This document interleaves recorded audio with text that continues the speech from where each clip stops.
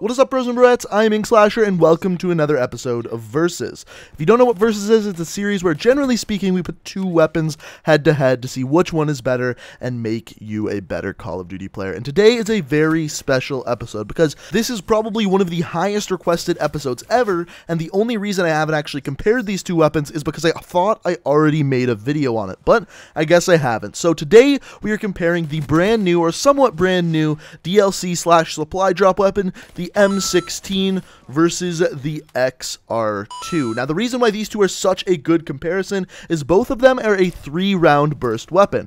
On top of that, these two weapons are probably the best two weapons in hardcore mode. So if you're a hardcore player, by the end of this video, you will pretty much know what the best weapon to use in hardcore mode is. And let me tell you, by the end of this video, once we've looked at all of the stats, you will definitely see which one of these two weapons is actually better. So before we actually get into the video and look at the stats, I want to hear what you guys think. Which one of these two weapons do you think is going to be better? Let me know down in the comment section below. Also, if you have any ideas for future videos, whether it's comparing two weapons or maybe even attachments, for example, we've done the ELO versus the red dot sight, feel free to let me know down in the comments. And if you want to see more versus, be sure to hit that like button. So as I mentioned before, both of these weapons are a 3-round burst weapon, and because of that, that's why they're going to be such a good comparison. But it goes deeper than that because both of these weapons actually have the exact same damage profile, 40 damage up close and 30 at long range. What this means is that it's going to range from a 3 to a 4 bullet kill. Now, the 3-bullet kill range is going to be incredibly important because that's going to be the amount of range that you're able to get a 1-burst kill. Because as soon as it's going to be a 2-burst kill, of course, that time to kill is going to be much, much longer. So the M16 is going to be a 3-bullet kill up until 50 meters. No, you didn't hear me wrong. 50 meters, whereas the XR2 is only going to be a 3-bullet kill up until 37.5 meters. So obviously, there's 12.5 extra meters that you're going to be able to get a 1-burst kill with the M16, and for that, it is going to get +1 point and take the lead. Now, the next thing we're going to look at is fire rate, and when looking at burst fire weapon, we actually have to look at two of them. The first of which is going to be the fire rate of the first 3 bullets to come out of the weapon.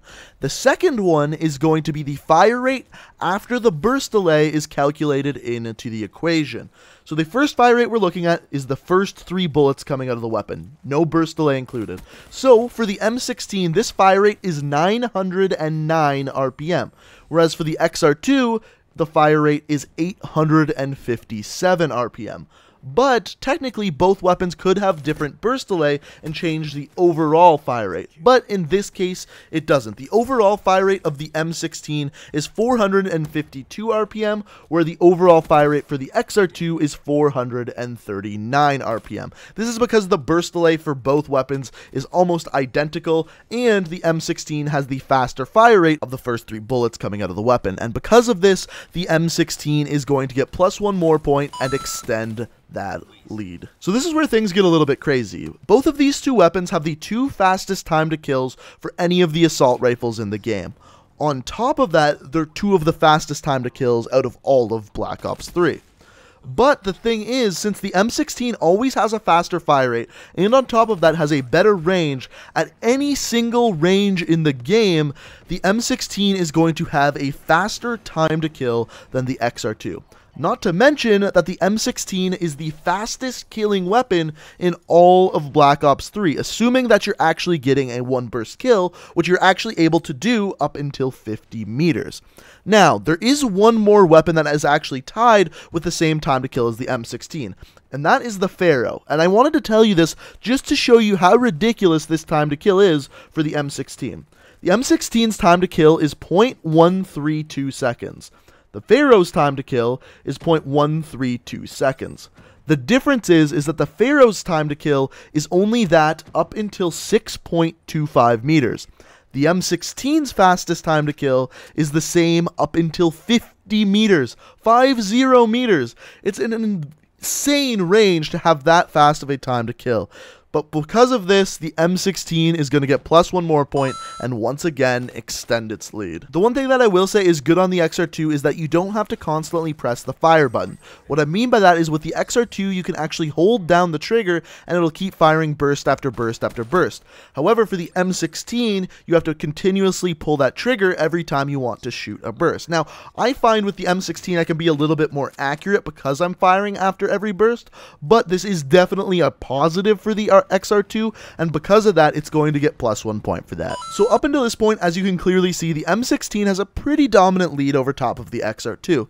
The weird thing is when we look at the rest of the stats, they're almost identical for these two weapons. For example, both weapons actually have the exact same magazine size of 30 rounds, and when we look at the reload speed, once again both of them are exactly the same. With bullets still in the magazine, you got a reload speed of 2 seconds, and with an empty magazine, you got a reload speed of 3 seconds. This is actually pretty damn good for assault rifles, especially when you still have bullets in the magazine.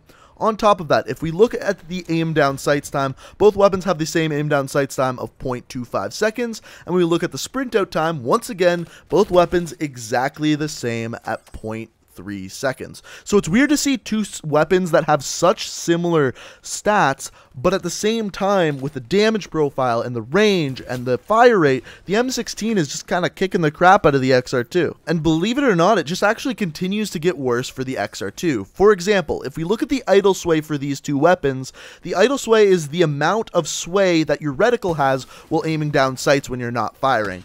The idle sway on the XR2 is actually double that of the M16, so it's actually pretty noticeable. And on top of that, if we look at the hip spread, for the M16, the minimum hip spread is 3 inches at a minimum and 7 at a maximum, whereas the hip spread for the XR2 is 3.5 inches at a minimum and 7 at a maximum. Once again, worse for the XR2, therefore giving it +1 more point. And the final stat we can look at is the recoil, or the view kick, and for this it comes down to personal preference. If you were to ask me, personally I believe that the M16 has less recoil than the XR2, but I've spoken to some people and they say that the XR2 has less recoil than the M16, so I'm not going to give out any points for that because it does come down to personal preference, and you can let me know what you think about that down in the comments. But as you can clearly see by the score, this is one of the biggest blowouts we've ever had in Versus, and at the same time, these weapons are so similar. The thing I'm going to stress here is that the M16 is a really good weapon. It has the fastest time to kill in the game up until 50 meters, and because of that, the XR2 simply just can't compete, and therefore the winner of this episode is the M16. And of course guys, as always, if you disagree with me, feel free to let me know down in the comments, but of course leave a reason why. Let me know why you think the XR2 or the M16 is the better weapon. And if you enjoyed the video, guys, it would be really fantastic if you could leave a like. It really does help out the channel and shows me that you enjoy the content that I'm making. And of course, if you're new to the channel, feel free to hit that subscribe button. I upload new Call of Duty videos every single day of the week, and if that's your cup of tea, then that subscribe button is sitting there with your name on it. But guys, I hope you enjoyed the video. Thank you so much for watching, and until next time, guys, peace out.